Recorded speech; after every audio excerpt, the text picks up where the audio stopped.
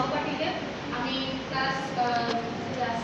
Fourth সেমের English ডিপার্টমেন্টের ছাত্রী প্রিয়াঙ্কা বিশ্বাস। আজকে আমি আমার এই যে বিষয় জেলা শাসক বা জেলা প্রশাসকের উপর একটা উপস্থাপন করতে চলেছি। তো জেলা প্রশাসক বা ডিএম এটি হচ্ছে একটা জেলার সর্বোচ্চ ক্ষমতার অধিকারী বা মানে জেলার যে সর্বোচ্চ সরকারি একটা কর্মকর্তা। ইংরেজিতে যেটা হচ্ছে আমরা ডিএম নামে জানি, যার পুরো নাম হচ্ছে ডিস্ট্রিক্ট ম্যাজিস্ট্রেট। ভারত স্বাধীন হওয়ার পর থেকে কিন্তু আজ অব্দি এই ডিএম পদটা একটা অত্যন্ত সম্মানযোগ্যের পদ। তো এই যে ডিস্ট্রিক্ট ম্যাজিস্ট্রেট নিয়ে আমি যে বলছি, তিনি কিন্তু সরকারি প্রতিনিধি হিসেবে বিভিন্ন কর্মকাণ্ডে, বিভিন্ন প্রশাসনিক ক্ষেত্রে আইন শৃঙ্খলা রক্ষা করা, তারপরে যে উন্নয়নমূলক কাজগুলো সেগুলোর মধ্যে নিযুক্ত থাকেন।